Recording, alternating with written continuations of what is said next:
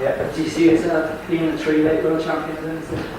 Well, unless I go up to 170, but you know, who knows? I'm 25, I'm still growing, you know, so who knows? But I definitely, there's no doubt in my mind, 145 and 155 is mine wrapped up. I had the 2 belts in a previous organisation, and trust me, you know, people think I'm talking shit, and I do talk a little shit, I'm not gonna lie. But I tell you right now, both them belts are mine, there's no doubt about it.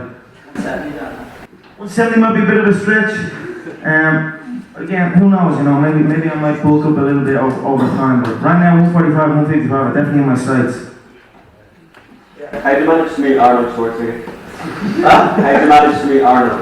He walked in the physio place that over in LA. He walked in. He walked in with his dog Gustav, and I love dogs, yeah. So I didn't even know, at first I didn't even notice him because I was just looking at the dog. I was like, I'm rubbing the dog, and then I looked up and it was Arnie Schwarzenegger. But I don't even know if the woman in the physio knows him, and I don't know what's going on, you know. But she brought him.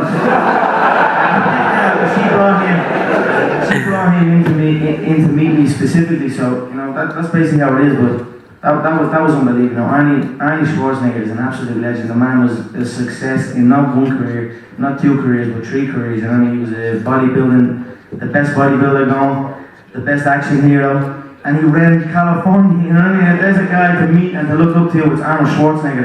The guy came off the boat and couldn't speak the language and ended up running the town. You know what I mean? Yeah. You did some training in the US. Were any camps over there that might be coming and go home with home? Definitely, you know, I've been meeting a lot of people, and now the doors are open. I've met a lot of people, a lot of great fighters. I met George St. Pierre. I'm definitely planning on going over there to train with him. But honestly, you know, what we have here in Ireland and what's going on here is a special thing. You know, again, we have so many great martial artists and so many great competitors all over this nation. So my home forever will forever be Ireland, but my gym will forever be Straight Class Gym, and my coach will forever be John Kavanagh. That's one thing I believe. You know, to be successful, you need to celebrate your surroundings. You know, regardless of what it is, you need to celebrate it all. Celebrate the adversity, celebrate the ruggedness of it, celebrate everything. Be proud of where you're from. If you're not proud of where you're from or proud of your team, and you're looking for that answer elsewhere, you're not going to find it, you know, because it's in the mind and it's in your head. So Ireland is my home, and I will be carrying that tricolour till my career is over, you know.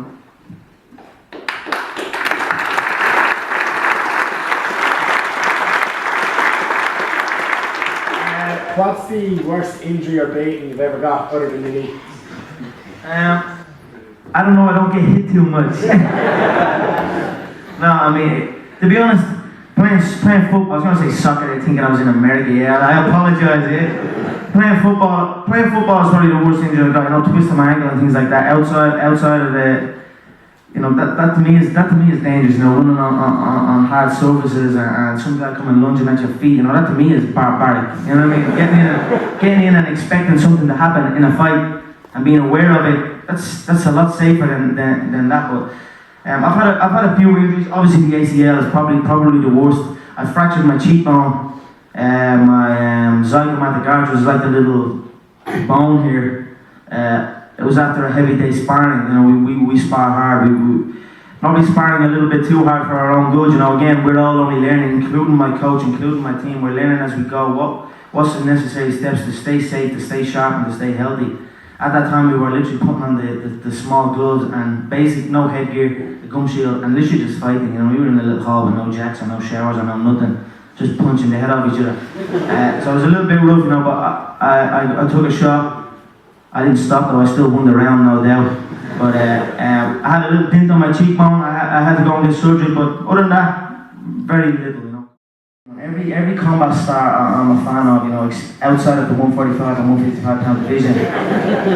I'm a fan, you know what I mean? I just take inspiration from everyone. So people working hard and people doing what cannot be done. I don't care what it is, if it's, you know, if it's studying the Bible or anything like that, you know, whatever you are doing, if you're dedicating your life to it and you're doing what hasn't been done and doing what people say you can't do, then that to me, that inspires me. I look up to that. Alright, better go for the last 2 questions here, so fire ahead and pick your last 2. It's that big black guy. Alright, nice, how'd that happen? What? You didn't know he was wrong with you.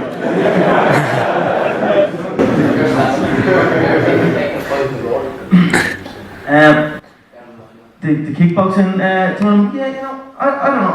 I'm happy where I'm at. You know, the UFC is where it's at.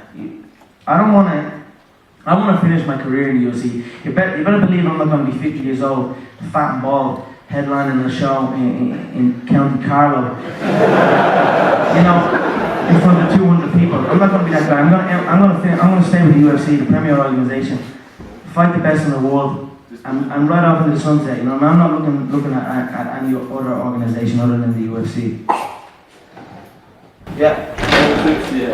Sorry? How many suits do you I don't know, but they're grown. I'll tell you that much. I mean, I'm on the late, not this Friday, next Friday I'm on the late show, so I'm going to hit. And also this Saturday, I'm having a party in a nightclub, Steering. They're throwing a party for me because I haven't been home in a while, so if you all want to come, you know what I mean, that'd be good, we're going to have a good night there. So I'm going to hit Louis Copeland's right now after this and get a suit for Saturday and a suit for the late the following week, so they're definitely grown. Yeah.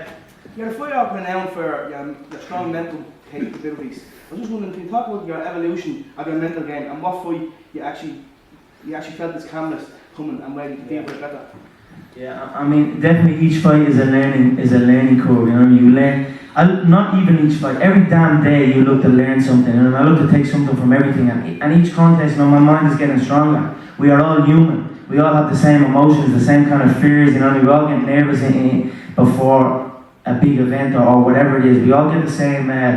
You know, and over time I just realised that. I said, we're all just a bunch of scared motherfuckers, you know what I mean? So, who's more scared? Am I going to let some other little scared guy across in the other dressing room am I going to be more scared than that scared motherfucker, you know what I mean?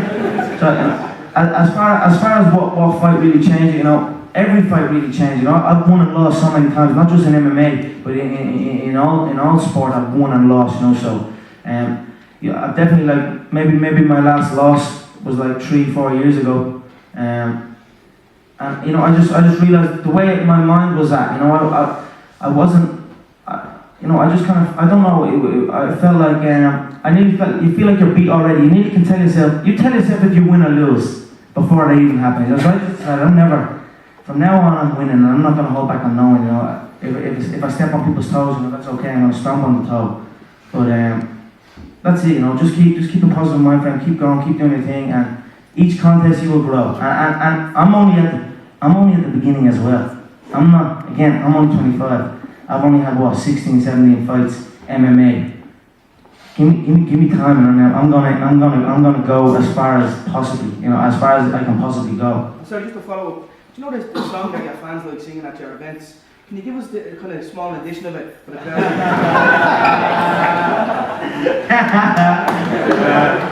There's only one Conor McGregor.